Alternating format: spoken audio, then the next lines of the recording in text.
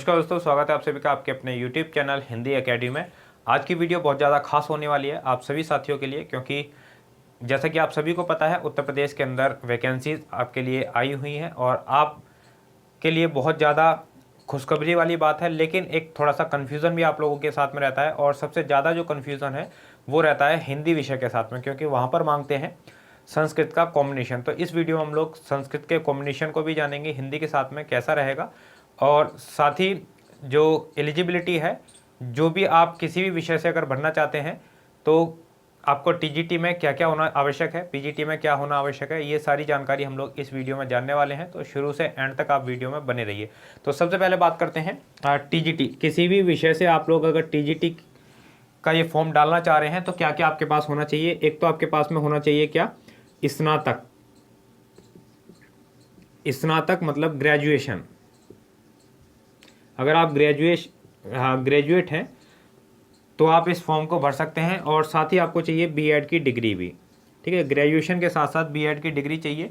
और यहाँ पर देखिए, बात करें हम लोग सी टेट की या फिर यूपी टेट की, ठीक है। सी टेट और यूपी टेट की यहाँ पर आवश्यकता आप लोगों को नहीं होती है। तो आप लोगों को केवल दो ही चीज़ें टीजीटी में चाहिए होती हैं, एक तो ग्रेजुएशन आप हो और दूसरा क्या हो कि बीएड की डिग्री आपके पास में होनी चाहिए। और इसके बाद में जो भी डिग्रियां आपके पास में इसके बाद उपलब्ध हैं, चाहे वो एमएड की डिग्री हो, चाहे वो पोस्ट ग्रेजुएशन की डिग्री हो, चाहे वो पीएचडी की डिग्री हो, या फिर आपने किसी भी राष्ट्रीय स्तर का खेल खेला है और उसका सर्टिफिकेट आपके पास है, तो उसके लिए आपको क्या है, वरीयता क्रम के अनुसार आप लोगों को अलग से उसके अंक दिए जाएंगे, ठीक है। इसी प्रकार से पीजीटी में भी है। पीजीटी के अंदर आपको क्या चाहिए, देखिए पीजीटी में आपको यहाँ पर चाहिए पोस्ट ग्रेजुएशन, ठीक है। पीजी चाहिए आपको किसी भी विषय से, जिससे भी आप बनना चाहते हैं उससे आप पीजी हैं, आपने पोस्ट ग्रेजुएशन किया है। और साथ ही आप लोगों को बीएड ये होना आवश्यक है। यहाँ पर पीजीटी में तो सीटेट यूपीटेट की आवश्यकता वैसे ही नहीं होती है। तो ये दो चीज़ें आप लोगों के पास में अवश्य होनी चाहिए अगर आप लोग किसी भी विषय के साथ में भरना चाहते हैं टीजीटी और पीजीटी की परीक्षा को।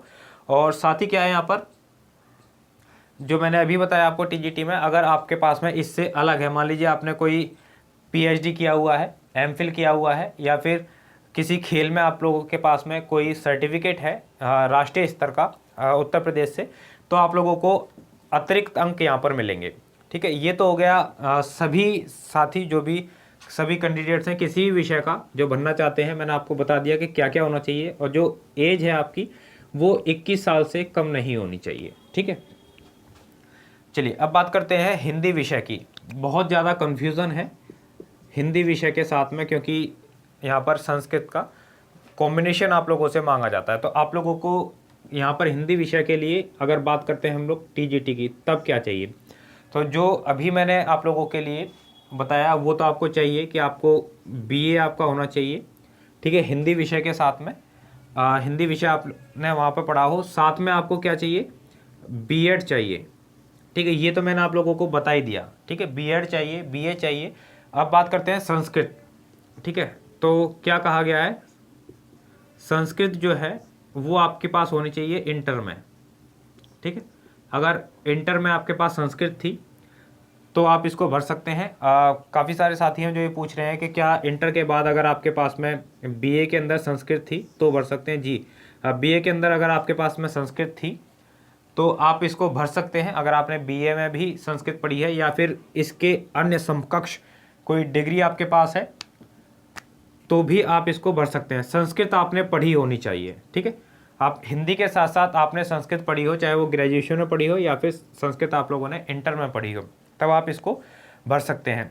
उसके अलावा वही सारी चीज़ें कि अगर इसके अलावा कोई आपके पास और अन्य डिग्री है, बीएड की है, एमएड की है, पीएचडी है, या फिर कोई नेशनल लेवल का गेम आप लोगों ने उत्तर प्रदेश के लिए खेला है, तो आप लोगों को वरीयता के हिसाब से आप लोगों को जो अंक हैं वो दिए जाएंगे। बात करते हैं पीजीटी की। अब पीजीटी में क्या है, अब पीजीटी के अंदर वही आप लोगों ने एमए आपका होना चाहिए, ठीक है।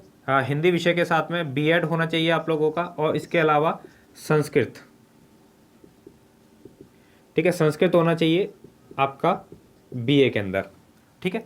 संस्कृत आपके पास बीए के अंदर होना चाहिए। अगर आपके पास बीए में संस्कृत नहीं है, ग्रेजुएशन में संस्कृत नहीं है, और आपके पास में मान लीजिए एमए आपने संस्कृत से किया हुआ है, ठीक है, हिंदी के साथ साथ एमए आपने संस्कृत से कर लिया है, तब आप लोगों को क्या होगा, प्रवक्ता पद के लिए सीधा ही नियुक्त किया जाएगा। ठीक है, प्रवक्ता पद के लिए सीधी नियुक्ति होगी अगर आप लोगों ने संस्कृत भी एमए भी संस्कृत विषय के साथ में किया हुआ है। ठीक है, बीए में नहीं है तो एक जो ये आपसे कहा गया है कि बीए में संस्कृत होनी चाहिए, एमए होना चाहिए, बीएड होना चाहिए, साथ में आपके पास क्या होना चाहिए, संस्कृत होनी चाहिए बीए के अंदर। अगर आपके पास एमए के अंदर संस्कृत है तो ये वाला जो आपका शर्त है ये खत्म हो जाएगी, बीए के अंदर संस्कृत की आवश्यकता नहीं होगी। बीए में संस्कृत आपके पास है या नहीं है कोई बात नहीं, एमए या बीए कहीं भी आपके पास संस्कृत है तो आप इसको भर पाएंगे। आशा करता हूँ आप लोग इस कन्फ्यूज़न को दूर कर पाएंगे। अगर कोई भी आपकी क्वेरी है, कोई भी चीज़ आप जानना चाहते हैं तो आप मुझे नीचे कमेंट बॉक्स में कमेंट जरूर कीजिए, और साथ ही जो साथी हैं जो पूरा नोटिफिकेशन पढ़ना चाहते हैं वो डिस्क्रिप्शन बॉक्स में जरूर जाएं, वहाँ पर टीजीटी और पीजीटी का दोनों का नोटिस मैंने आप लोगों को, ऑफिशियल नोटिस आप लोगों को मिल जाएगा, वहाँ से आप लोग उसको देख पाएंगे। और साथ ही एक विशेष बैच हिंदी विषय के लिए चालू किया जा रहा है उत्तर प्रदेश टीजीटी और पीजीटी के लिए। आप अगर चाहें तो उस बैच को ज्वाइन कर सकते हैं। ये मेरा व्हाट्सअप नंबर है, यहाँ पर आप लोग मुझे व्हाट्सअप कीजिए, पूरी जानकारी बैच की लीजिए और उसके बाद में आप इस बैच को ज्वाइन करें। पूरी जानकारी आप लोगों को मिल जाएगी 9911691021 ये नंबर है। यहाँ पर आप लोग ज़रूर एक बार जानकारी लीजिए अगर आप लोग तैयारी कर रहे हैं अपनी टीजीटी और पीजीटी परीक्षा के लिए हिंदी विषय के साथ में। हिंदी की पूरी तैयारी, आपको पूरा सिलेबस यहाँ पर कराया जाएगा, एक एक चीज़ आप लोगों को कराई जाएगी, और कोई भी ऐसा टॉपिक नहीं होगा जो आपका यहाँ पर छोड़ा जाए। आगे की जो वीडियोस होंगी उनमें हम लोग सिलेबस भी डिस्कस करेंगे, एग्ज़ाम पैटर्न भी डिस्कस करेंगे कि क्या क्या होने वाला है और कैसे कैसे आपका एग्ज़ाम होगा, और बहुत सारी चीज़ें हैं जो इस आपका जो परीक्षा है इससे संबंधित हम लोग आगे बात करने वाले हैं। बहुत बहुत धन्यवाद आप सभी साथियों का।